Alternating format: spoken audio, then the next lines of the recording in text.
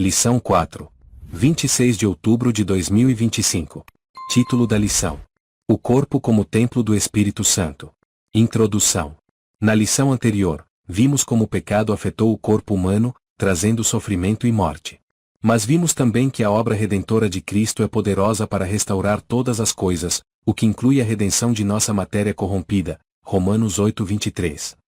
Nesta lição, estudaremos a respeito do corpo como templo do Espírito Santo, enfatizando sua importância e necessidade de cuidado, principalmente quanto à santificação. Primeiro tópico: corpo, propriedade e habitação divina. Ponto 1. Comprado e selado. Assim como o espírito e a alma, nosso corpo também foi comprado por Cristo e tem o selo do Espírito Santo. 1 Coríntios 6:20, Efésios 1, 7-13. Isso nos torna propriedade de Deus em todos os aspectos, inclusive no físico, que é, literalmente, templo e santuário. Como Jesus prometeu aos discípulos: "E eu rogarei ao Pai, e ele vos dará outro Consolador, para que fique convosco para sempre, o Espírito da Verdade, que habita convosco e estará em vós." João 14, 16 e 17. A expressão habita convosco e estará em vós indica dois estados distintos. Antes da morte e ressurreição de Jesus, os discípulos tinham a presença do Espírito com eles.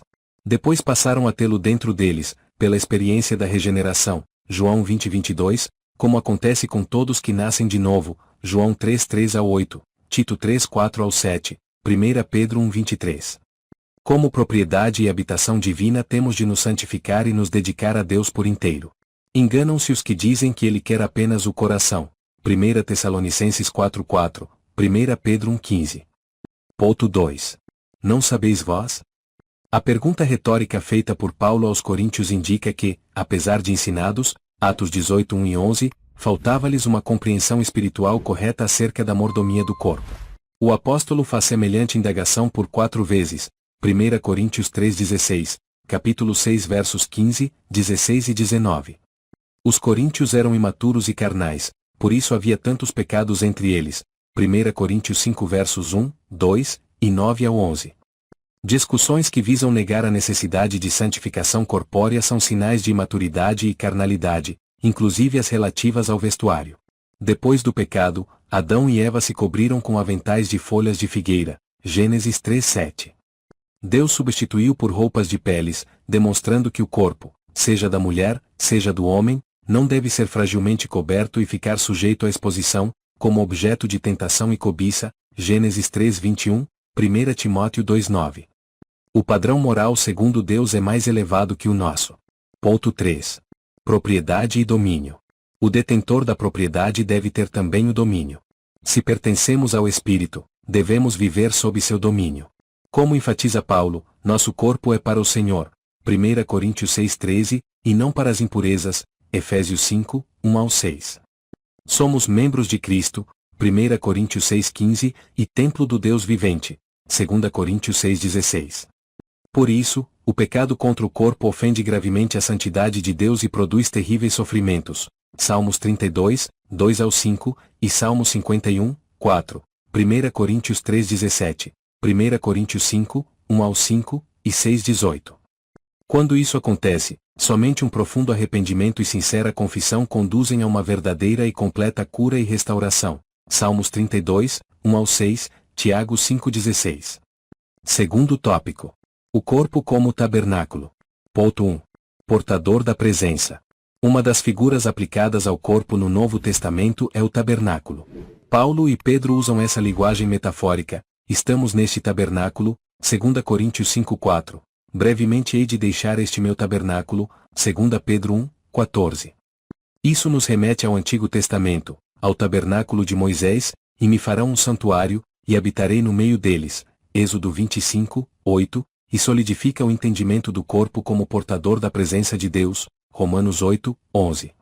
O Todo-Poderoso decidiu viver em nós, uma tão frágil habitação. João 14:23, 2 Coríntios 4:7, Apocalipse 3:20. Ponto 2. Tabernáculo e tricotomia.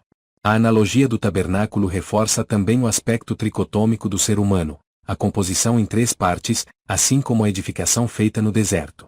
O tabernáculo compreendia: 1. O pátio, um espaço externo aberto. 2. O lugar santo, 3. O lugar santíssimo, um espaço interno único, coberto, separado apenas por um véu, Êxodo 26:33 e 27:9, o que lembra a tênue divisão entre alma e espírito, Hebreus 4:12.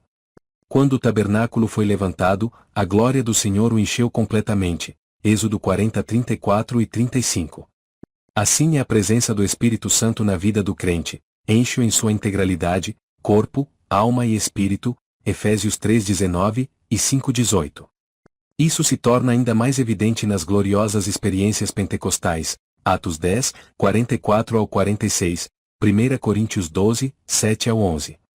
Ponto 3. Um tabernáculo guiado. Outra lição espiritual que extraímos da metáfora do tabernáculo é a importância de ter a presença de Deus como guia permanente e eficaz em nossa vida. Se a nuvem do Senhor, que estava sobre o tabernáculo, se levantava, os filhos de Israel caminhavam. Se não se levantava, permaneciam no mesmo lugar. Êxodo 40, 36 ao 38. Ser sensível ao Espírito nos livra de decisões e movimentos errados em nosso viver diário. Êxodo 33:15. É melhor seguir a nuvem, quer de dia, quer de noite. Números 9:21. Terceiro tópico. Cuidando do templo do Espírito. Ponto 1. Fugir da prostituição. O substantivo grego porneia traduzido como prostituição em 1 Coríntios 6:18 tem um significado amplo, referindo-se à impureza, Almeida Revista Atualizada, ou imoralidade sexual no sentido geral, Nova Almeida Atualizada e Nova Versão Internacional. Toda a prática sexual fora do casamento está abarcada nesta expressão. Ao usar o verbo fugir na voz ativa, feugo, fugir de, ou para longe, Paulo aponta para a necessidade de ações concretas que nos ponham a salvo dos terríveis malefícios das impurezas sexuais, o que começa pelo cuidado com os olhos, Jó 31, 1, Salmo 101:3. O que vemos e como vemos determina se nosso corpo será cheio de luz ou trevas, Mateus 6, 22 e 23. Além dos nefastos efeitos espirituais, os pecados sexuais produzem graves consequências físicas e mentais. A pornografia, por exemplo, tem se tornado um vício altamente destrutivo. O alerta divino é imperativo e radical: fugir. 1 Tessalonicenses 5:22. Ponto 2. Disciplinas espirituais. Para uma vida espiritual plena como templo do Espírito Santo não basta que os membros do corpo deixem de ser instrumentos do pecado. É preciso apresentá-los a Deus como instrumentos de justiça, Romanos 6, 12 e 13, e culto, em sacrifício vivo, santo e agradável a Deus, Romanos 12, 1. É por meio do corpo que praticamos as mais importantes disciplinas de nossa vida espiritual, como o jejum, a oração e o estudo da Palavra de Deus, que são fundamentais para uma contínua e fluente agência do Espírito de Deus em nosso interior. Ele nos guia em toda a verdade, João 16:13, 1 Coríntios 2, 12 e 13, produz em nós o seu fruto, Gálatas 5, 22, nos capacita para servir a Cristo, Atos 4:31, Romanos 15, 18 e 19, e habita em nosso coração como o penhor de nossa eterna redenção, 2 Coríntios 1, 21 e 22, Efésios 1, 13 e 14. Ponto 3. Disciplinas corporais. É um contrassenso ter o corpo como templo do Espírito Santo e tratá-lo sem o devido cuidado. 3 João, 2. Dentre esses cuidados estão a quantidade e a qualidade de nossa alimentação. Às vezes se afirma, em tom jocoso, que crente não bebe, mas come muito. Não seria reflexo da falta de moderação de alguns? Além do aspecto alimentar, descanso, especialmente o sono, Salmo 127, 2, e exercícios físicos também são importantes cuidados para o corpo e a mente. Cabe-nos, também, fazer uso regular dos meios de saúde preventivos e curativos disponíveis, Isaías 38, 21. Conclusão. Corpo e mente saudáveis nos tornam mais dispostos para adorar e servir a Deus, Marcos 12, 30. Que vivamos de maneira sábia e equilibrada, como templo do Espírito. Um elevado privilégio, fruto da graça de Deus em Cristo Jesus.